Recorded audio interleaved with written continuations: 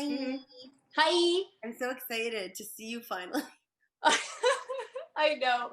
We've been trying to get this together for like 100 years, and I'm sorry that it's been so crazy. It's But been it's been a hot second. oh, Aw, finally. Yay. yay! It's been-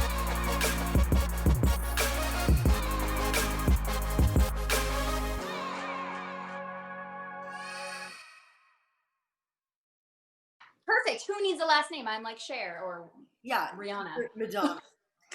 Hi everybody. I want to welcome my very good friend Sylvan, who is Hey. the co-founder of the Potion Masters Cosmetics. She's a mom of two, has her company here in Calgary. She's certified in organic chemistry and essential oil safety, and she writes the award-winning blog, The Potion Masters Journal. And she has 20 years of experience as a manager and product trainer in spas and some of the world's largest natural cosmetic retailers. And now she runs her own skincare brand. I She's do. featured in publications like Vanity Fair, Avenue 15, and Tatler. Is that the one that in the UK? Yeah. Is it Tatler? I don't. Yes, that's how you would say it if you were living in the UK. I'm sure.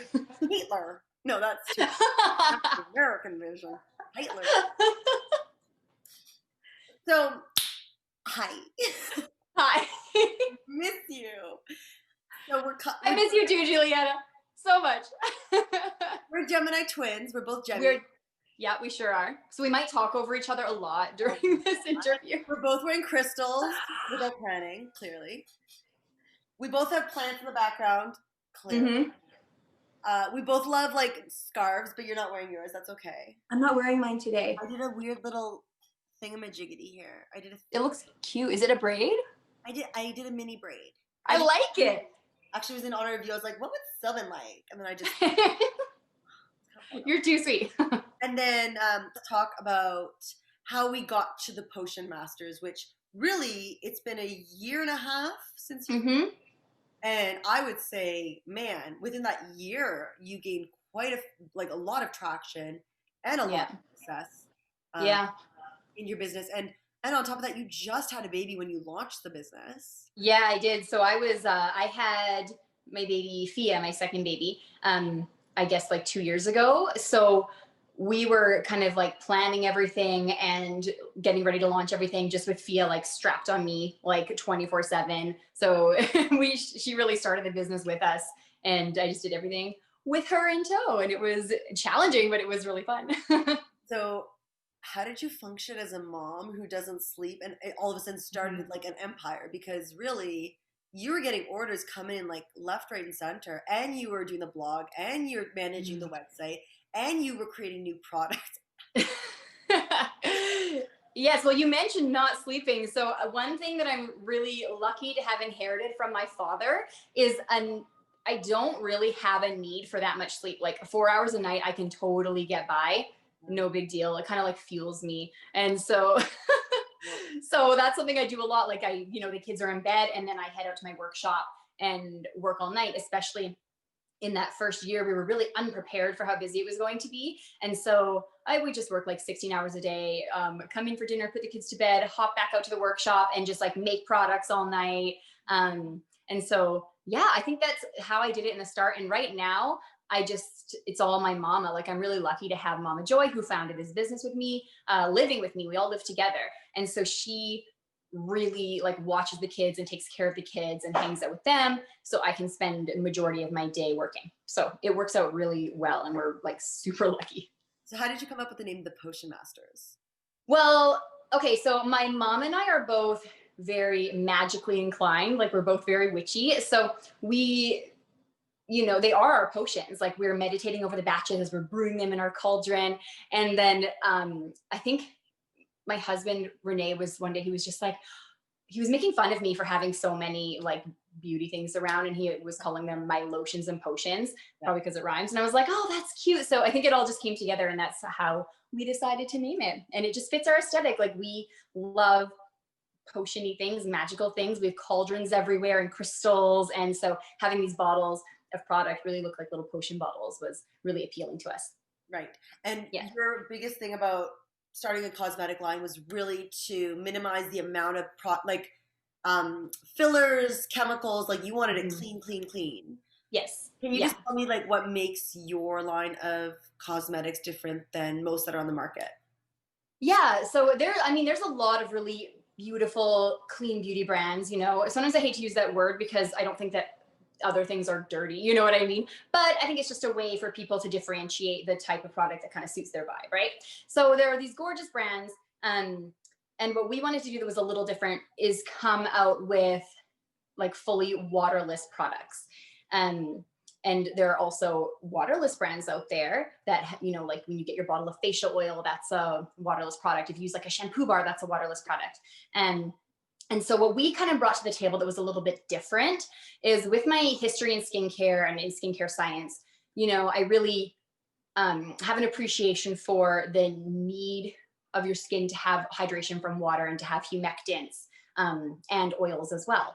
So rather than just having a line of like facial oils, which are really beautiful, we wanted to do something that was a little bit different. I would bring in the effectiveness of water-based products without having to have water in the bottle. And when you don't have water, you don't need preservatives. So it's a more natural, for a lot of people, a little bit more gentle. And when you don't have water in the bottle, your packaging is smaller. So you have really concentrated products. You have this little tiny bottle that lasts you a very long time. So you don't have to be worried as much about the environmental impact that you're having by using all of your various things. And so what our invention kind of is these hydrophilic oils. So they're 100% natural, but they're oils with humectants inside that actually are going to help draw water into your skin. So when you use the water, like from your tap, from washing your face, and mix it with our product, you get the same results of a water-based skincare without water in it. Amazing. Okay, so your mom, let's go to the Mhm. 70s because this is a business with your mom. Like, I know she's a hippy dippy, which is why Yeah. I love your mom. But like, what did she use for skincare? She has always just been into using super like basic natural things. So I remember, back in the day, she's a cook too. She would just like take some olive oil from the kitchen and rub it on her face. So she went super, super basic with it. And so now she's really happy because she has the potion and she's like, I wish I had this my whole life. It's amazing. It's natural, but it's so much more effective. But, I love a lot of our inspiration for minimalism comes from my mom's kind of like beauty routines was always super, super minimalist. Like, oh, I'll use that same oil, put it on my face, put it in my hair, and she's good to go. Okay, so I just want to show your bottle so people understand kind of like what it looks like. This Mhm. is Balance. Yeah, this is an older one. So they have a pump top now, but they are otherwise the same. You're pump topping it. We are pump topping it now. The drip. Okay, I'm gonna have to check out your pump tops. But let's start from again. Sylvan is born in 1983 You got it. in Calgary, Alberta. Yep. Okay, go ahead. So, what was your family life like growing up? Whoa, I had a pretty cool, interesting sort of childhood, which was really, I think, different from the way a lot of other people that I knew grew up. So I have obviously these super crazy, amazing hippie parents. My dad is a rock star. He was always in bands, gigging, and my mom is just this amazing, like crazy hippie, very gregarious. She's a tarot card reader. She always had the coolest friends. Like we used to always have these kind of like impromptu yoga classes with like 30 people just like show up at my house and just do all these crazy things. So we had a lot of fun, and we also had like a lot of parties every weekend. We had our house full of hundreds of people. We were just these little crazy kids running around, staying up all night, partying with a bunch of hippies. So it was I'm used to sleeping 4 hours. Yeah, exactly. I just was brought up not sleeping because, there were people partying right next to me constantly. So that was how I kind of grew up. And it was really weird, but it was really fun. And it was really awesome. I enjoyed it. That's like not normal. You're like, that was really cool. It was really cool. And when I grew up, I kind of learned that not everyone was like that. Like I used to have these crazy birthday parties, like these sleepovers, and we would just like set up our sleeping bags on the front yard and have these like outdoor sleepovers. And my mom was just like, yeah, whatever, have fun, kids. And then the parents would come the next day to pick up their kids and see us like sleeping on the lawn and be like, what are you doing? And my mom's like, chill out. They're alive. They're all here. What's your problem? We're all here. Yeah, no one died at my sleepover, so we're okay.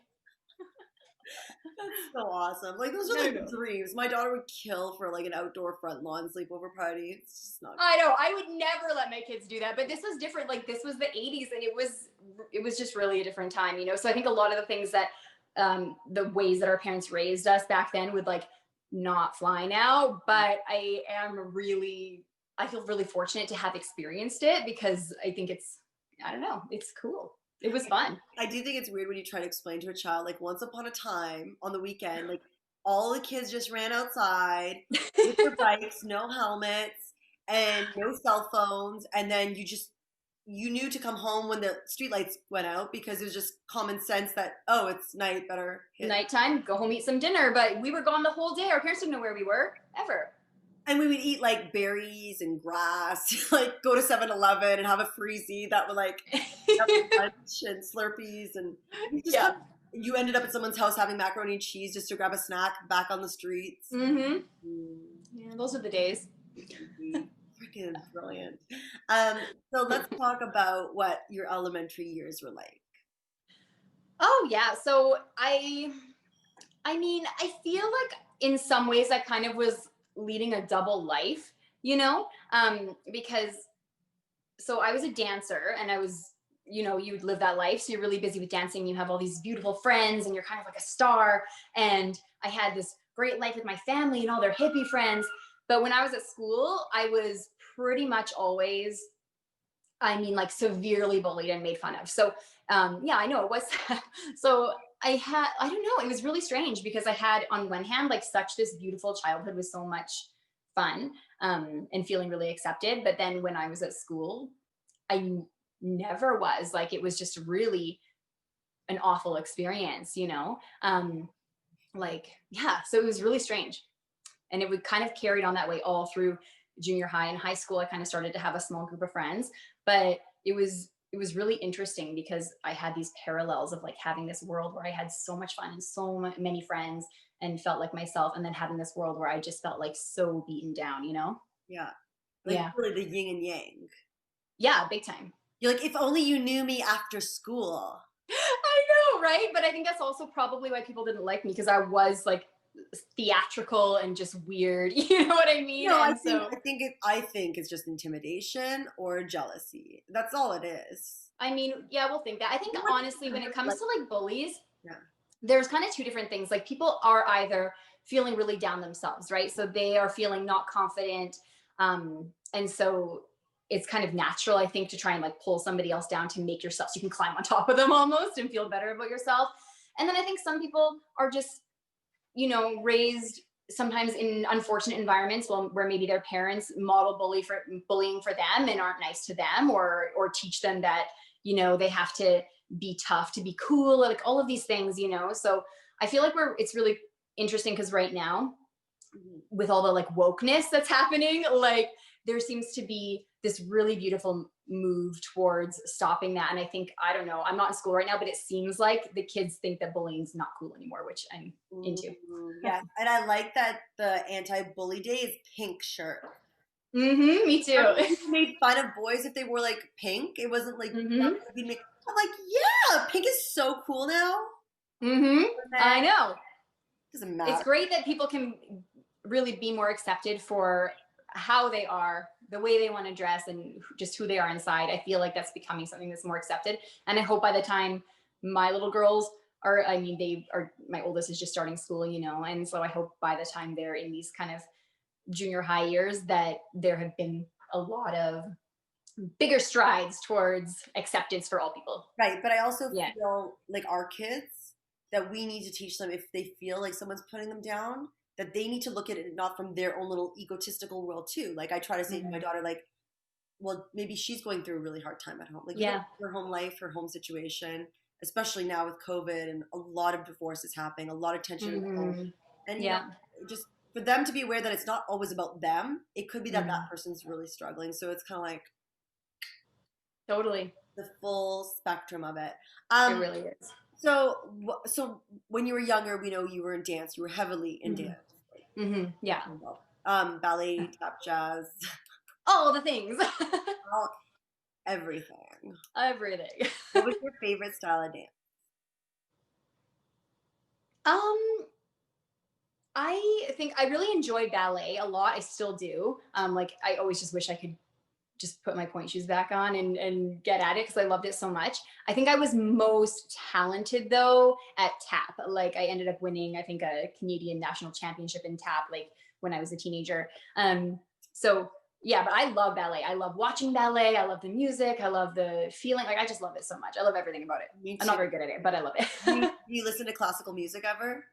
No, I don't. I don't listen to classical music. I mostly listen to like Taylor Swift and Kehlani and like Ariana Grande. So much for the ballet. I'm like always busting out like Swan Tchaikovsky and like Beethoven. I'm just the weirdest person. Like I love me some classical music. When it's dinner, I bust out like I'm like, hey Google, play classical music for dinner. And everybody's like, not classical music again. I'm like, shut up. Anyway, I don't tell my daughter to shut up. What dance studio? You went to Druids? Was it Druids? Oh my God, no, where did I go? I went to, what was it called? Oh my gosh. Oh, Yeah. I was in the Young Canadians for like 10 years. Yeah. And then I went to, I think it was called Elite. Elite? Yeah, you went to Elite. You were in my area. Yeah, I was in like, it's in Woodbine. So I was dancing with like a lot of people you knew. I think we talked about this before. Like we had a lot of similar like people who we were acquainted with and we never met each other growing up, which is so weird. Yeah. We met in our 20s. We did. It's crazy because it was worth waiting for. It was the best moment. It really was the best moment of my life. I'm not going to lie. Shut up. No, it was. Oh my God, when I first saw you, I'm like, this person's a real person? Like, you're like stunning. Like, you just radiate, like, joy. You're so sweet. I feel the same way about you. I think you're so wonderful and beautiful, and you have such a big personality, and you're, like, I just wish I could be more like you. Oh my gosh. Okay. So, what is your first, well, I guess you kind of already alluded to your first recollection of beauty. Was your mom putting olive oil everywhere? Everywhere. Everywhere. So did you ever foresee you getting into skincare and starting your own skincare line? And like, when did that kind of come to fruition? Well, yeah, I mean, I don't think I consciously thought about it when I was a child. So, you know, seeing my mom with her perfect skin and just having to, you know, use olive oil to look beautiful, that was really wonderful for her. But my first kind of recollection of using skincare is not the same. So, as I mentioned before, I inherited my dad's skin, not my mom's. What does that mean, your dad's skin? What is your dad's skin? So my, you know, if you've seen, my mom is very like dark skin. She's just glowing and beautiful and olive skin, yeah, and perfect. Like she's just gorgeous, and her skin is like soft and plump and like, you know, a little bit on the oily side, and just exactly what you want it to be. And my dad, I kind of ended up somewhere between. My dad is very like fair and freckly and very prone to skin conditions. Like, so he has a lot of eczema and psoriasis, and so I was like kind of got those in the gene pool. So my first recollections of like using skincare for myself were having to go to the doctor and get prescription creams for my eczema, and kind of trying to manage that my entire like childhood and teenage years and young adult years. So I think that is why I got into skincare. Besides just loving it and having a passion for it and, you know, thinking that it's really enjoyable and luxurious and fun, I also had this real drive to figure out just what was going on with my own skin and some better ways to deal with it, to manage it, to find better products and better treatments for it, because you know, the steroid creams are not a very good permanent solution, and I had already overused them. My skin was ruined from them. And so pretty much when I graduated high school, after like a brief stint as a sandwich artist, I went and applied at the spa and started as a receptionist and worked my way up from there, just to learn everything I could, with hopes. I think just, I was a young kid. I wanted to help myself. And then as I got older, I was like, I want to help other people with this stuff too. So that's kind of how I got into it. You're gonna have to make me a sandwich sometime. I didn't know you were a sandwich artist. I was a professional sandwich artist, and you should have one of my sandwiches. They're really good. Okay, so yes, when the world opens up, I will be there. Okay. If you could go back and change one decision you feel impacted you in a negative way, I know this is intense. This is a big one. It is, yeah. Like, what would that be? Like, oh my gosh, that's a really hard one. That's a really hard. That is, I would say, if I was. It would be a hard one to think about, but I think I don't know. Have you ever seen, like, you've heard of like the butterfly effect? Like Yes. one small change can like affect your entire future. And I really believe in that. So if I could go back and change one thing, I've had a lot of hard times, but I wouldn't change anything because I'm so happy with like where I am in my life right now and like the family I have and the business. And I think if any of those kind of negative things that had happened to me hadn't have happened, I really wouldn't be who I am and like where I am right now. You know what I mean? Yeah. Yeah. One thing you wish someone told you as a business tip prior to you starting your business? Okay. So I'm really bad at taking advice. I'm pretty sure somebody probably, I know for a fact that somebody gave me this advice and I didn't listen.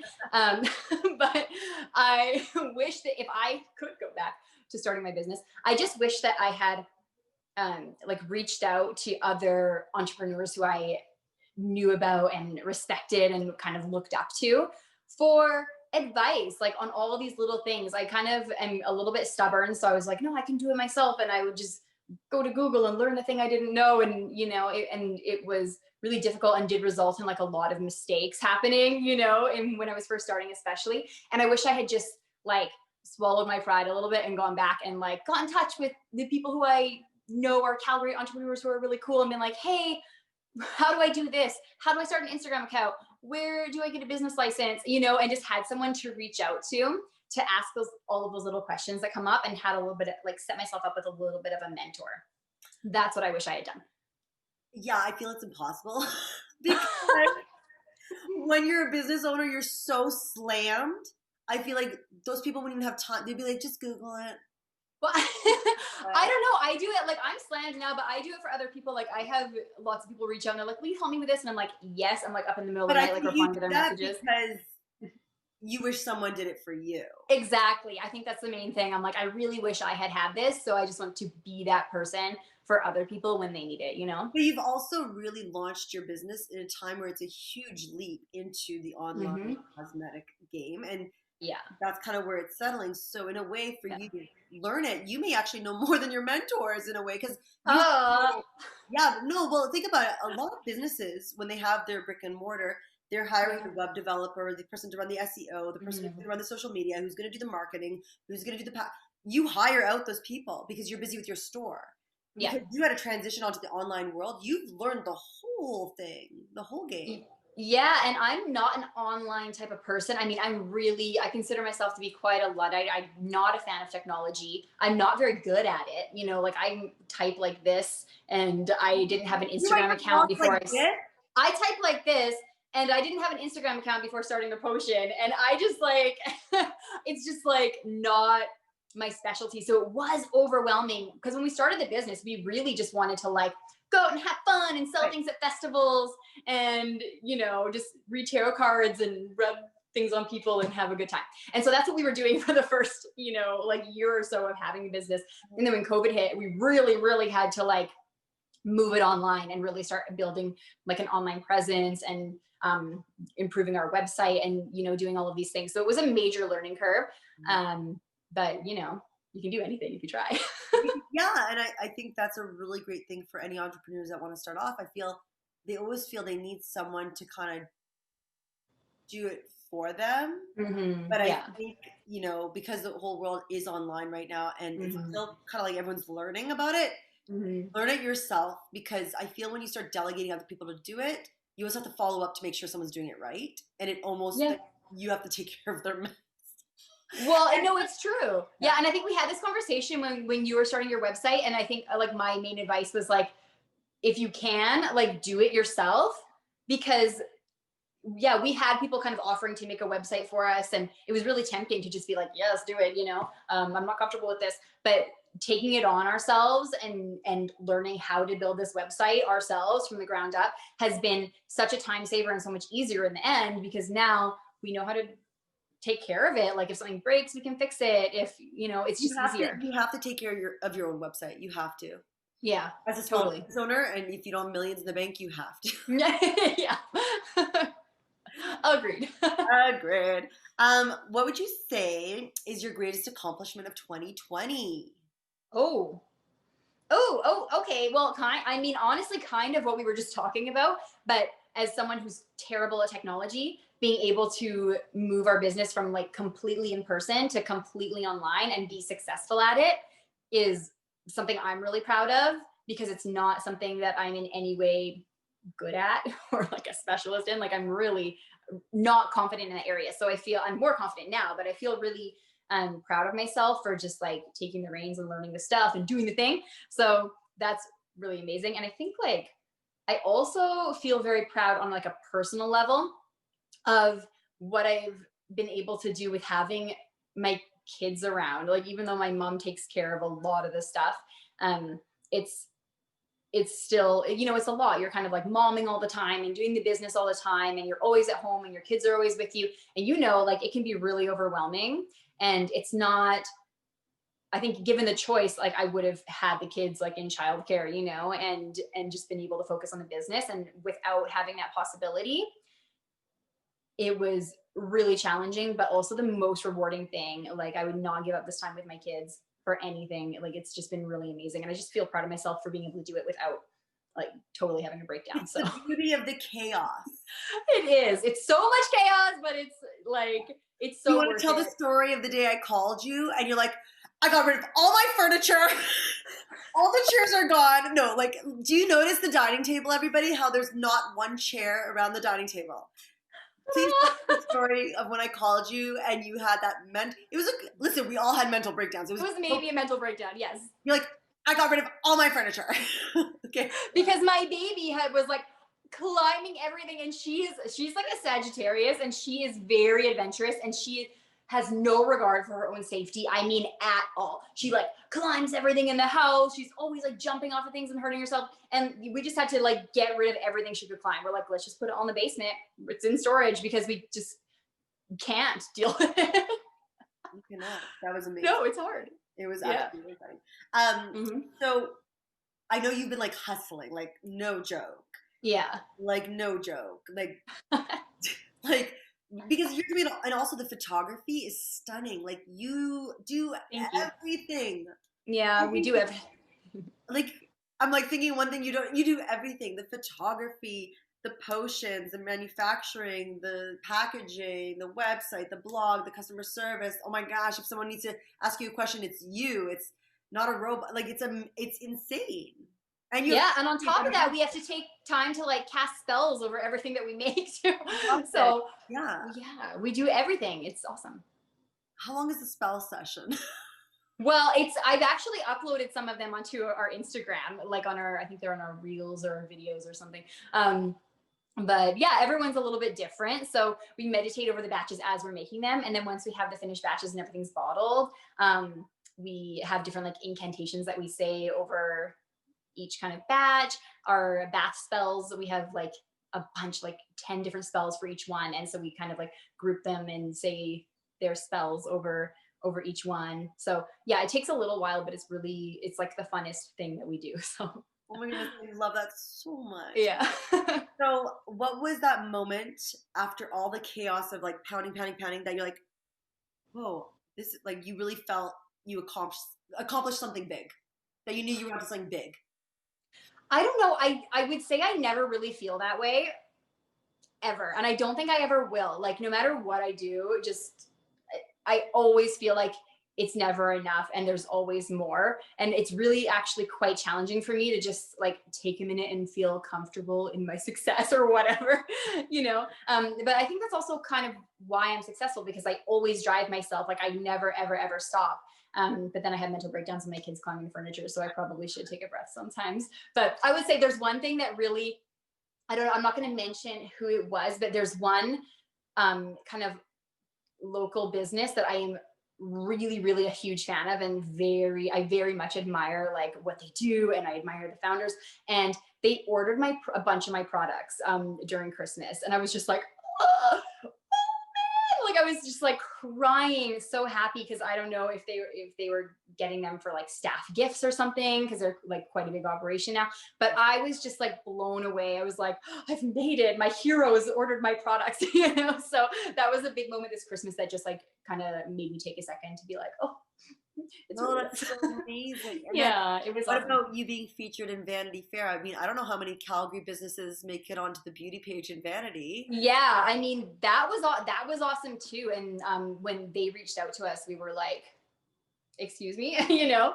And I think it's it's really strange because as someone who is not really like I'm not in like into the social media thing, and I don't really honestly understand how it all works, but having so many, I don't know, a little, we don't have that many followers. We have like 5,000 followers, but they're really like, they're genuine. They're all our customers. And we have beautiful engagement. It's such a nice community. And it's really cool to see how really putting the work into that social media, because it is a lot of work. It probably takes up like most of my day doing these like social media posts and everything, but it really makes like, that's how these people find you, is by having this like online presence. And I think if we hadn't have been moved online through COVID. That's kind of one of, not that I want to say anything about COVID is good, but the one thing that came out of it that was nice for us was that it did force us to really get out of our comfort zone and do this online thing. And if we weren't, if we were just like still doing markets and festivals and not worrying about online stuff, these huge things wouldn't have happened for us, because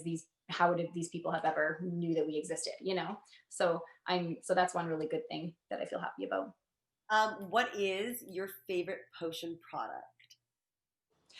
OMG. I know, sorry. I like zingers. I'm like, I don't know if I can choose just Okay, what is one that you're like, if one. you're starting off into the potion world, what would Yeah. you recommend is like a safe go-to for most people? Okay. I think the one that most people should go for is Freedom Face Potion. I think that's my favorite. Because hmm? I think that's my favorite one. Is that oh, you have that one there? Yeah. Freedom. Oh, you have the kit. Yeah. Okay. So Freedom. I got the kit. What I love about it. Which ones I love. I think Freedom. Yeah. I like, yeah. No. Talking, I'm smelling it. I want to see if this. Okay, so you've got the mini of Freedom. So Freedom doesn't really have a scent. It's got some beautiful like fruit oils inside, so it smells a tiny bit sweet, but it's unscented.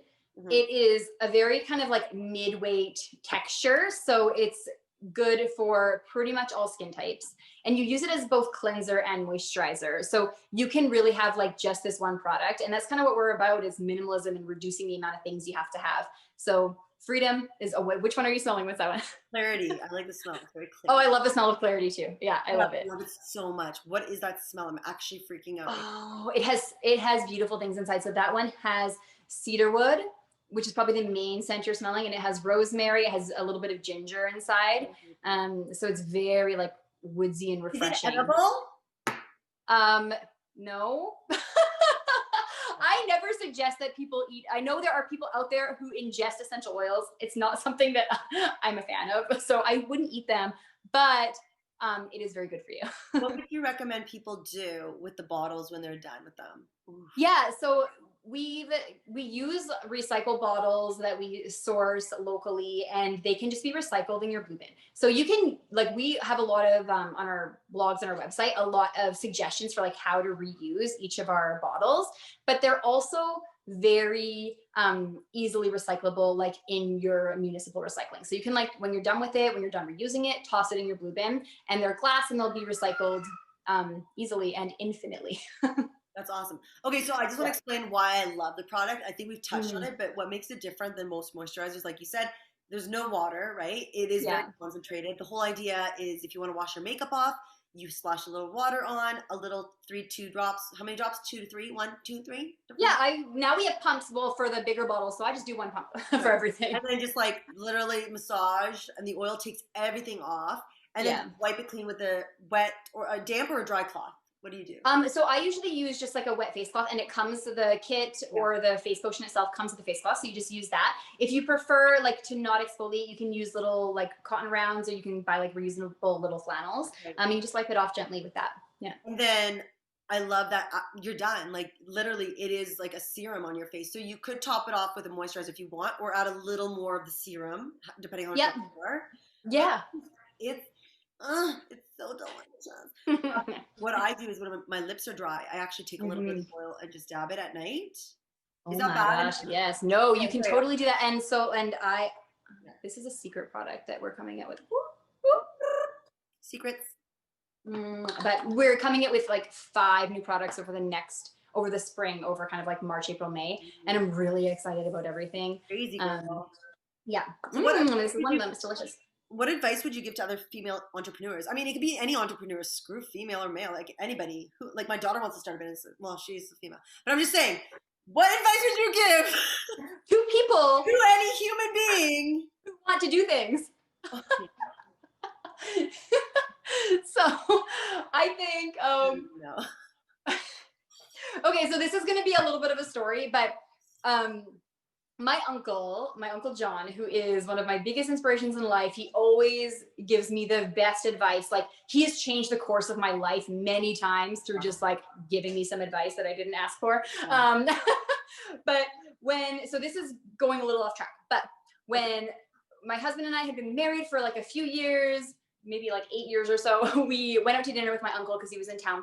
And he, of course, he asked us like, when are you having kids? As like family members do. Yeah. You know, they ask. And we were like, oh, you know, like we're not going to have kids. And he was like, oh, okay. Why? Like, you don't want to have kids? And we were like, well, no, I mean, it'd be nice. Like, we'd like to have kids, but we both have so many responsibilities. We have other people in our lives that are relying on us to take care of them. We don't have enough money. Our jobs are too busy. We have pets. Like, we just cannot do it. Like, we can't handle another thing. And he was just like, no, like, that's preposterous. Absolutely not. If you want something, it will fit into your life. Like, your life will make room for it. You just got to go for it. And so basically there's almost no reason in the world big enough to not at least try. Like, what are you thinking? You have one life, do what you want. And we were like, okay. And so we decided to have a baby, I think like that day, but not that this is about babies, but whether it's anything like starting a business or getting a dog or like writing that novel that you have been wanting to go for. If you really want something enough, you just have to try, and your life will expand and make room for it, you know? Well, I think that's advice that I would give anybody. I think that's amazing, because I do think we create a reality, and then we also stop reality. Like, it's, you know, it's like our own, I think a lot of times in our life, our own kind of like negative self-talk is what keeps us down, like more than anything anyone else could ever do to us. It's this thing of like, you have this little tape reel in the back of your head saying like, no, you can't do this. Oh, you're not smart enough. Oh, you don't have any experience. Oh, you're too busy. You don't have enough money. And it's just like, you just need to tell it to like, shut up and just go for it and try. Like I say, if everyone does what they love, what they're passionate about, like, what a beautiful world this would be if everyone woke up every morning excited about what they're doing. Well, it's true. And I understand that that's not always possible. Like, I think we've all been in situations where we have to slug away at a job that is not our dream, because you do need to just like make ends meet and survive. But doing this thing you love doesn't have to be your career either. Sometimes it transforms into that, which is kind of what happened with me. I started it as a hobby when I was on mat leave because I wanted to hang out at festivals and have fun, you know, and it transformed into this gigantic thing. But whether it does that or not, you know, you can still do your main gig, and then you can have something on the side that you do for yourself for fun, your passion. And it can be a hobby, and it doesn't have to be the thing that you make your income from, you know, but if you just take even a few minutes a day just to do something for yourself, I think we would all be like a lot happier. That's nice. Okay. So, you kind of mentioned what advice do you wish someone gave you? Like, I wouldn't have taken it. I wouldn't have taken it. I mean, I guess when I was like young, I wish that I could like tell myself like, hey, you know, save your money, buy a house. But I wouldn't have listened, and it would have changed the course of my life if I had done those things. And like, even today, I know I could tell myself, hey, you should do this. You should, you know, be more responsible, or you should, you know, not spend all your money on sushi, and you should like do something with it. But I'm not going to listen. You know, I like to enjoy my life in the moment. And so I think if there's one thing this interview is teaching me, Juliana, is that I'm not one for taking advice, unless it's from my Uncle John. We're stubborn. We're Geminis. We are. It's a problem. Process. Where do you see yourself in 10 years? Where do I see myself in 10 years? Well, you know, I mean, I hope that I kind of live everything like day by day, but I hope that the business keeps growing, that we're able to help a lot more people, you know, find a more minimalist routine in their life, save them some time and some money and some clutter. And that's just kind of what I want to do. And maybe one day I'll be so busy that other people will be trained in making my products, and I can maybe be out there like speaking to young people about confidence, about bullying, about being kind to one another. You know, I'm not like in any way, you probably know through watching this interview, I'm not a professional speaker and I'm not very motivational, but professional speaker. Like, what's a professional speaker? I don't know. I think you are. You're like, sometimes I listen to people speak and I'm just like, wow, you're so captivating. And there's my chihuahua. And I don't know if I'm going to go grab her. Hold that thought.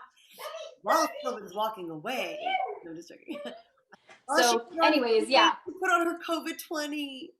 Oh, she really did. She's just really old now. She's kind of blind. She kind of can't hear. You know, she's a very old dog. I think she's like 16 or something. Like she's so wonderful though. She actually looks healthier. It looks like the weight was good for her. The weight was good for her. Yeah, she rocks it. She likes it. She's so delicious. She is. It's wonderful. So where do you see you kind of mentioned like where you see your company kind of being self-sufficient so you can do the things you love. What did you blow away? Dog hair. Okay. I'm going to play a really fun game to wrap up this party, and you don't know. Okie dokie. Okay, you're going to tell me who named what potion. So I'm going to yell it out and you say Joy, your husband, you, or whoever it may be, or who inspired the name. Okay. Youth. Mama Joy. Comfort. Sylvan. Freedom. Oh, that was Sylvan too. Clarity. That's what I need. That was my sister Carolyn. Love that. Yeah. Balance. That was Sylvan. That was me too. I love it. What names are coming out? What names should we look for? Like, how do you keep them moving? Okay. Three sneak peek names. Yes, I'll give you 3 sneak peek names. So these are all part of some of these are limited edition. Some of these are permanent parts of the collection, and they're coming out over the next kind of 3 months. Mm-hmm. So one of them is Fairy Fountain. Oh, stop. It's so good. I can't wait to share it with the world. Like, it is so amazing. I could talk about it for 100 hours, which I will when it comes out. But so Fairy Fountain is one of them. Frolic. That's cute. Is another one. Mm-hmm. And another one that's coming out is called Paradise. Oh, yay. And when are they launching? When are they coming out? So they are coming out. We're kind of releasing them in 3 separate releases. But they're going to start coming out March 1st. And then the next ones should be April 1st and then May 1st is kind of our plan. These things can change though. We're still waiting on some packaging and getting some things figured out. But hopefully it will remain on that schedule. Oh, that's so great. Yeah, you guys are going to love it. Fairy Fountain. Fairy Fountain. Frolic in the sea. I can't frolic in the sea. Everything turns into a song with you. I love it. It just makes it better. It does. My son doesn't talk yet. He only sings. Oh, that's so cute. Only sings. I was going to say he's like you, but you definitely talk and sing. Yeah. If he wants something, he goes, A, B, C, D, E, F, G. Or if he's happy, he goes, A, B, C, D. You know, when you said the first A, B, C, D, F, G, you sounded like your dad. The aggression, like, give me something from the fridge. A, B, C, D, F, G. My dad hates when I do his voice. Really, you do such a good impression of him. It's like bang on. It was a pleasure having a moment. Yes, it was. It was so fun to be able to just chat with you. I know, it was so fun. Bambi, I love you. Say, I love you, Julie. She's like, what?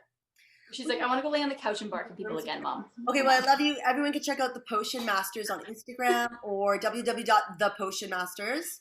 Yep, you got it. Do you have any awesome promos for the month of Jan or Feb? Ooh, join our Instagram. We're doing an online market in February. I'm like, when is it? Yes, in February. So join our Instagram and then you'll get all of the details on that. And it's going to be amazing. And there's going to be like deals from lots of vendors and lots of amazing local treats to check out. So yeah. Keep it local, everyone. Calgary YYC. Lots of love until next time. Stay famous and subscribe. Ow! Love you, baby girl. Tell your mama. Love ya. Bye, honey. Bye. Mwah.